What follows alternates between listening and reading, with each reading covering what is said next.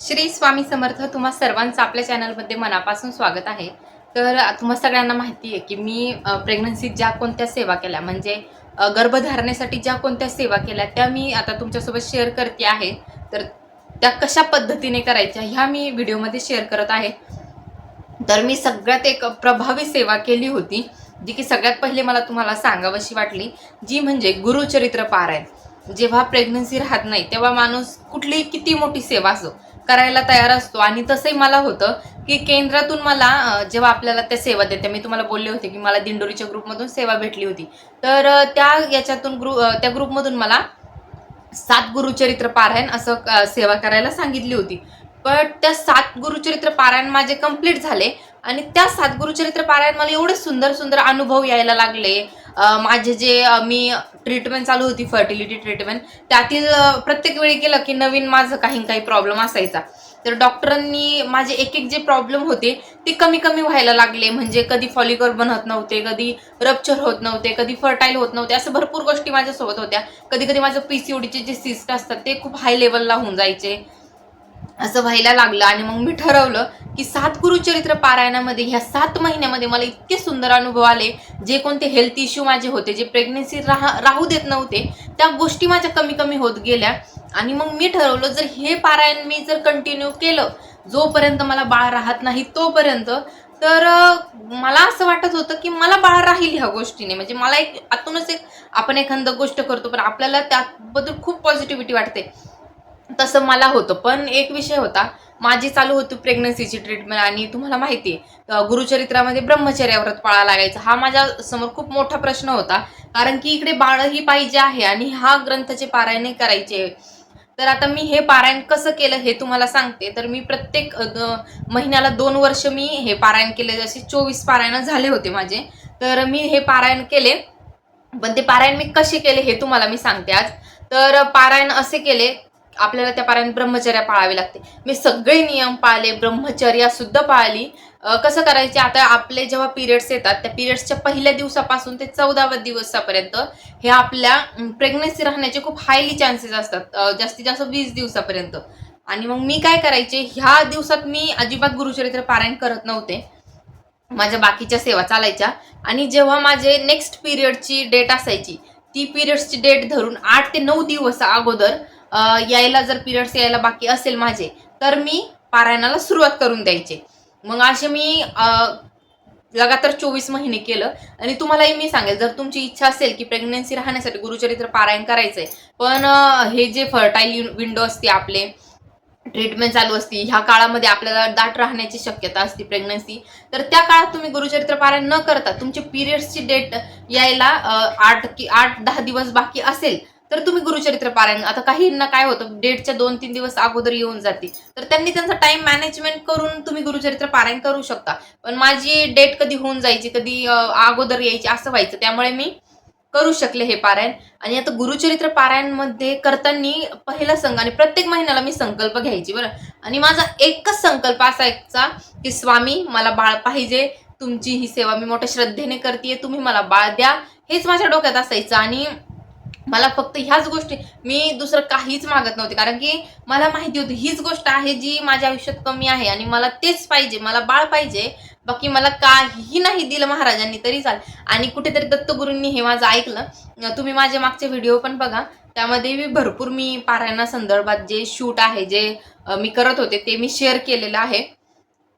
तर ह्या पद्धतीने मी पारायण करत गेले. आता मी कांदा लसूणचा नियम पाळला, जो कांदा लसूण खायचा नसतो तो नियम पाळलेला आहे. ब्रह्मचर्याचा व्रत, परान्न वर्ज केलं होतं. आणि हे सगळे गुरुचरित्र पारायण माझे कंटिन्यू चालू होते तोपर्यंत. म्हणजे आम्ही तर मांसाहार करतच नाही, पण जे करत असतील त्यांनी मांसाहार पूर्णपणे वर्ज करायचा आहे.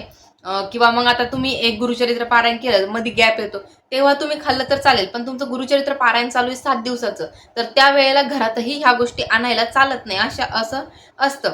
तर त्यामुळे मग आमच्या घरात तर आणत नाही. त्यामुळे माझं ह्या सेवा करणं खूप सोप्या गेल्या मला. पण तुम्ही ही सेवा करा.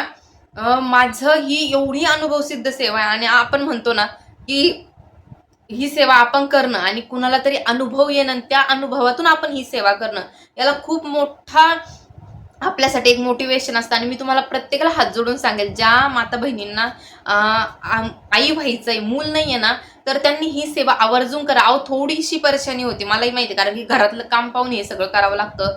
तिथे 2 तास बसावं लागतं, सगळा आपला वेळ द्यावा लागतो. तरी ह्या खूप मोठ्या गोष्टी आहे की आपला वेळ देऊन ती सेवा करावी लागते. पण खरं सांगते, तुमच्या गर्भधारणेमध्ये कुठलीही अडचण असो, तुम्हाला नाही प्रत्येक महिन्याला जमलं ना, तुम्ही 7 गुरुचरित्र पारायण करा. पण ते 7 गुरुचरित्र पारायण जेव्हा तुम्ही लागोपाठ करता ना, तर आपल्या बॉडीतली जे काही आपले प्रॉब्लेम आहेत ते कमी कमी व्हायला जाते. आणि ह्या गुरुचरित्र पारायणासोबत मी स्पेशली बरं का, मला प्रेग्नन्सी राहण्यासाठी एक उपाय करत होते, ज्याने मला तरी असं वाटतं की माझ्या जे शरीरात पीसीओडीचे, हार्मोन इनबॅलन्स हे सगळे प्रॉब्लेम होते ना, मला मेडिकल इश्यू, ते कमी झाले असं मला वाटतं. जेव्हा गुरुचरित्र पारायणाला मी सुरुवात करायचे, तर एक तांब्या भरून ठेवायचे. जसं आपण महाराजांना पिण्यासाठी पाणी ठेवतो, तसं मी एक साईडला पूर्ण तांब्या भरून पाणी ठेवायचे. आणि ते तांब्याभर पाणी ठेवलं की गुरुचरित्र वाचायला अगरबत्ती ओवाळल्यापासून जेव्हापासून माझे मंत्र स्तोत्र सुरू व्हायचे, स्वामी समर्थ एक माळा, गायत्री मंत्राची, आपलं जे स्वामी स्तवन किंवा जे दररोजचे अध्याय आहेत ते अध्याय, आणि प्लस तिथून पुढच्या ज्या माझ्या सेवा असायच्या, आरती, मंत्र स्तोत्र, जे काही सगळं मी ते पाणी तिथंच ठेवायचे. आणि ते पाणी मी प्यायचे. आणि त्या पाण्याला एक आपण म्हणतो की लव ऑफ अट्रॅक्शन मध्ये पॉझिटिव्ह अफर्मेशन द्यायचे असतात, की त्या पाण्याकडे बघून मी एवढंच म्हणायचे की मला ह्या सेवेने गर्भधारणा झाली आहे. एवढंच मी फ्युचरमध्ये त्याला इंटेस्ट करायचे की मला गर्भधारणा झाली. हे पण मी एक मॅनिफेस्टेशन केलं होतं तेव्हा. आणि मला खरं सांगते, ह्या मॅनिफेस्टेशनवरती भरपूर विश्वास आहे. आणि तुम्ही ह्या गोष्टी करून बघा, जे की मी तुम्हाला प्रूफ सगळं दाखवेल की माझं मॅनिफेस्टेशन मी कसं केलं होतं म्हणून. तर असं झालं. आणि ते जे पाणी आहे तो उपाय तुम्ही नक्की करा. ह्या पाण्याने काय होतं, सगळे आपले जी मंत्रसूत्र आपण उच्चारतोय, जे आपण कथा वाचतोय, ऐकतोय, ते सगळं त्यामध्ये उतरतं.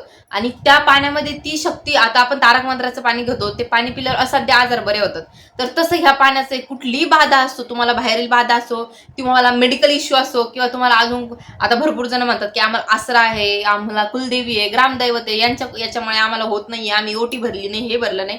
तर या सगळ्यांचे दोष ना त्या पाण्याने निघून जातात.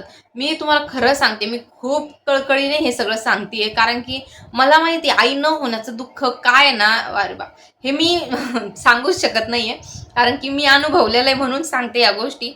एका त्या स्त्रीलाच माहिती आहे तिच्यावर काय बीतत आहे आणि ती काय सहन करते, आणि आई होणं तिच्यासाठी किती महत्वाचं आहे. आता माझ्या आयुष्यात माझं बाळ आलंय ना, तर मी ह्या सगळ्या गोष्टी विसरून गेली. माझा दिवस त्याच्यामध्ये जातो, त्याच्यापासून सुरुवात होते, तर शेवट माझा दिवसाचा त्याच्यापासून होतो. मला काहीच म्हणजे फरकच पडत नाही कोण आपल्याबद्दल काय बोलतंय, किंवा फक्त हा विचार माझ्या डोक्यात आहे की मला जेव्हा बाळ नव्हतं तेव्हा मला कोण काय काय बोलून गेलंय, हा विचार म्हणजे मी मरेपर्यंत हा विचार माझ्या आयुष्यात डोक्यातून जायचा नाही. तुम्हाला सगळ्यांना सांगेल, तुम्हाला आई व्हायचंय, तुम्हाला सेवा करायची आहे, तुम्हाला तुमचं वेळ देणं आहे, तुम्हाला तुमची टाइम म्हणजे जे काही आहे ते तुम्हाला समर्पित करणं आहे. आपला नवरा कमवतो, त्यामुळे त्या ह्या गोष्टीमध्ये ते एवढे वेळ बसू शकत नाही तिथे पारायण वगैरे करायला. त्यामुळे मला असं होतं की माझा नवरा मला पैसे लावतोय ना हॉस्पिटलला, तर मग त्या विज्ञानासोबत अध्यात्माची मी जोड देऊ शकते ना. त्यामुळे मग मी ठरवलं, ते त्यांचं 100% देता येत ना हॉस्पिटलला, मला एवढा खर्च लावताय सगळं, मग मी थोडीफार सेवा करायला काय हरकत आहे, माझा थोडाफार तिथे वेळ द्यायला काय हरकत आहे मला. ह्या विचार ठेवूनच मी सेवा केली. आणि तुम्ही एकच पॉझिटिव्ह विचार ठेवा की तुम्हाला प्रेग्नेन्सी राहील, तुम्ही ही सेवा मी जे सांगितली त्या पद्धतीने गुरुचरित्र पारायण करा, मांडणी करायची असेल तर करा, नसेल तर तुमची इच्छा, प्रत्येक महिन्याला गुरुचरित्र पारायण करा, संकल्प घ्या. मला बाळासाठी मी संकल्प करते आहे. खूप प्रभावी सेवा आहे, कुठलंच काहीच कारण आणू नका आणि बिंदास त्या सेवेला सुरुवात करा. तुमच्या नियमांपेक्षा तुम्ही किती श्रद्धेने ती सेवा करतायत, महाराज याच्यावर भर देतात.